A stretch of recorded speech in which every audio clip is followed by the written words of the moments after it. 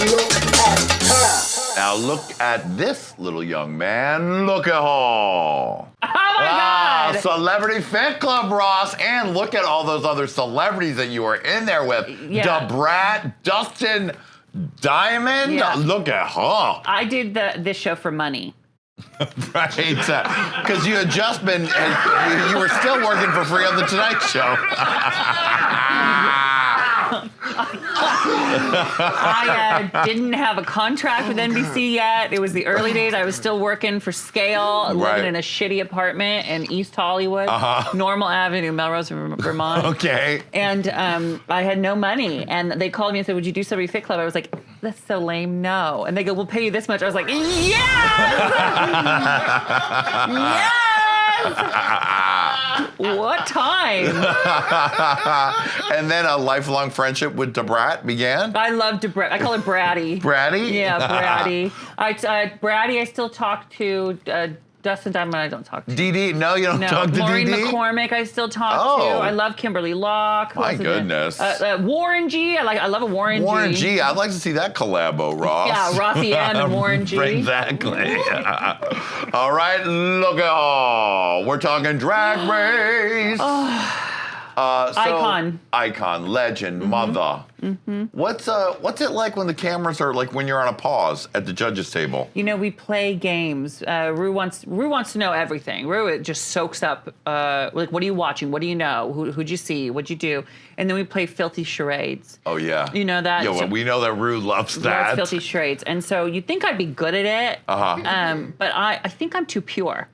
You know, because I just can't. I can't put them together well. So I like to guess. I'm not good at coming up with them. And Rue's very competitive in those games. I once played charades at her house, and it was cutthroat. Yeah. You know, like the way you do filthy charades, though, is you like finding Dory. You could do fisting Dory. Right. You know what I mean? It has to stay the same syllables and whatever else. Yeah, I'm learning. What about Michelle Visage at the table? Actually, let's look at her, Michelle Visage. People think we don't like each other because we disagree, you know?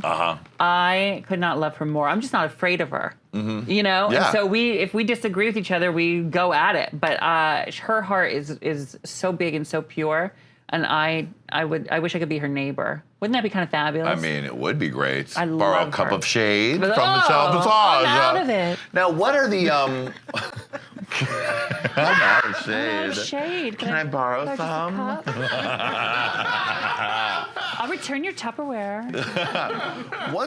How long is your real critique back with the girls? Because we see like 1 minute. Yeah, it's a long day of taping, you know, because they have to get the coverage, they have to get exactly what they need.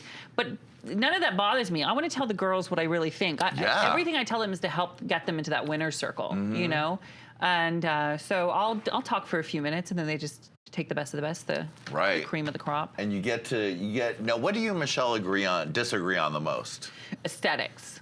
We never agree on what's working or what's not working. Yeah. You know, it's about aesthetics. Like, do you remember Max? She told Max to stop wearing gray hair. Yeah. And I was like, why tell someone to stop doing what their trademark is? You know, like if she puts on a different wig, I'm not gonna. Who is it? Exactly. And especially because you don't see them behind the scenes. They wear a new wig, and you're like, who is she? Who is she? Like, there's so many queens in the beginning of a season. The fact that Max always wore a gray wig, I knew who she was. The other ones, I'm like, which bitch is this? I know. You know, have to look because they look very different. Yeah, and they don't tell Michelle Visage to wear a blonde wig. She stays brunette.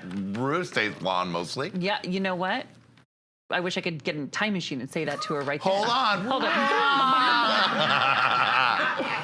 Look at her. Yeah, Michelle. Look at her. Oh! Ah! Jackie Beat, the best.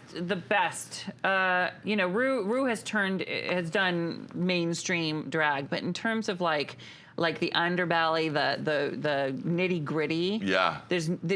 Jackie Beat is the best of the best. Yeah. And one of my dearest, greatest friends in the history of time. And I'll tell you, there's no greater performer. There's no one in the world you want to see live, and there's no one in the world with a better heart. Who loves big. Will tell you when you're wrong. Really does. Will tell you when you're right. Will have your back if someone comes at you. Jackie Beat's the real deal. What's a little tidbit on Jackie we might not know about? She's fucking nuts. I think we know that. One time, because Jackie Beat has written with me with my book on every show I've done on Hello Ross. Jackie Beat rounds me out because I am kind of a Pollyanna, and Jackie Beat is horrible. And so it sort of just mixes together great. But Jackie, one time we were having breakfast together in the writer's room, and she got a breakfast burrito, and she was just eating it, and she goes, and start crying. And she goes, like, who made tortillas?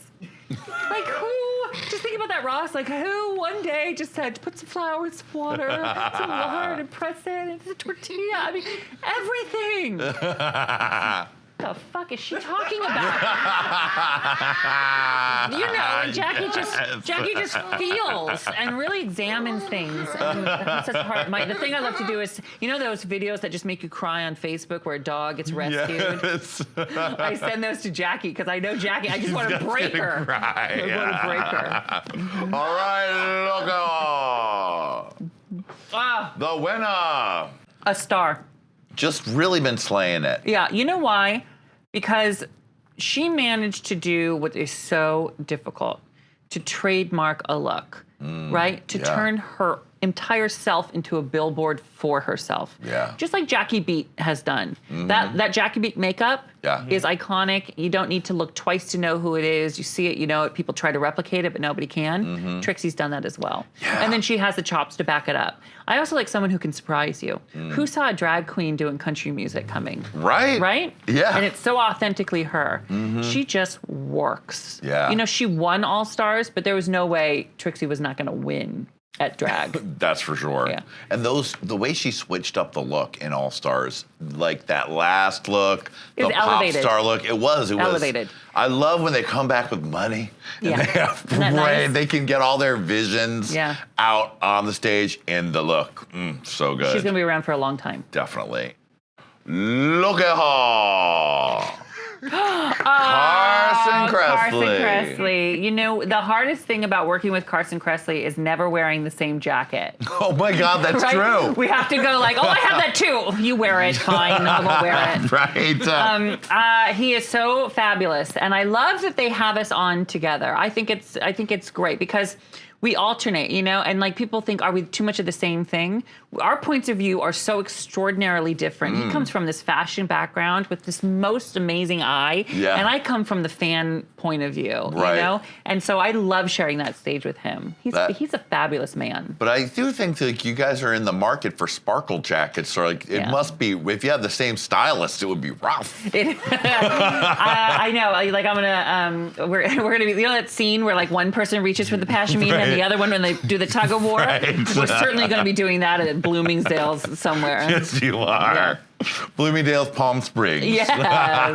All right, look at Oprah. Who is that? I don't know who that is. Oh, you never heard of her? Never President of the United No. States of America. I've met her a few times, and do you know what she says when she sees me? What? Raw. Oh my God. Raw. I have a picture of us like holding, because she knows she does this, like, and she's like holding hands like this, and her mouth is like this. Because you know what she's saying? Say it with me.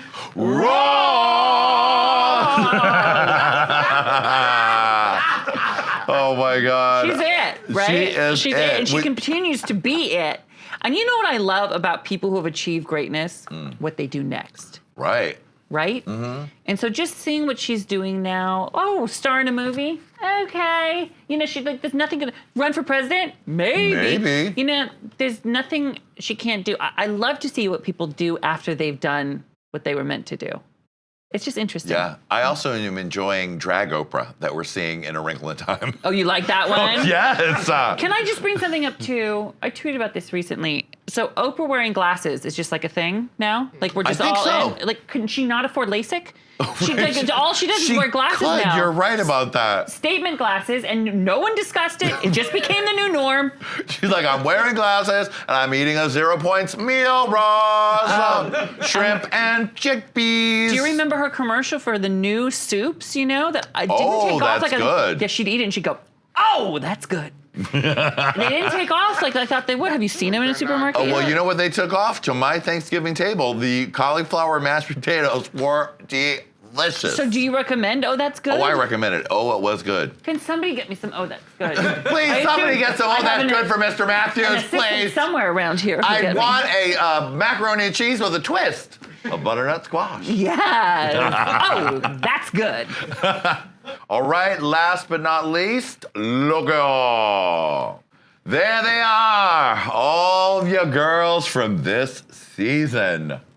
I mean, so much exciting talent. I'm excited to see Mayhem Miller in the building. You know, Mayhem Miller's a local queen to me in Palm Springs. I see her a lot all the time. I'll tell you this. This group of queens, I'm always worried at the beginning of a new season that we have seen it all. Yeah. That, you know, I mean, could they really find 14 new queens who we don't know about, who are worthy of this stage, who are worthy of this moment? But they find them. And these queens are, a lot of them are so young. Some of them are 21, 22 years old. Yeah, like Aquaria's been doing it since she was 16. She's been watching Drag Race since she was 10. Right. I mean, is that an unfair advantage, Your Honor? No. At first you think, do these kids know how lucky they have it that they've seen this show since they were 10 years old? They really don't know a world without the show. Right. And then you think, isn't that extraordinary? Yeah. You know, and we're seeing what kids who've been watching Drag Race, have lived in a world that Drag Race existed in, we're seeing them as grown-ups now. And that's why we're not scraping the bottom of the barrel of drag. We're still scraping the surface. It is. It's just barely the fat that's come up to the top, the delicious fat, because there's a lot more juice in that whole scene. These queens are extraordinary, and this season is great. Yes. Ross, thank you so much for being here. It was so fun to finally get you. We really just salute you for being as out and gay as you fucking can be and being public and just working it. So we just salute you for that. Listen, this was worth the wait. I'm so happy to everybody here. You're fabulous. The show's fabulous. Can I come back? Yes, please, Ross. Can I wear sweats next time? So yes, you can, Ross. Thank you so much. Everybody give it up for Ross Matthews.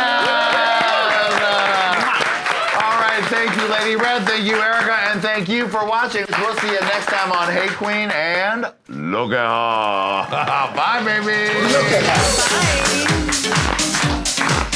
Look at her.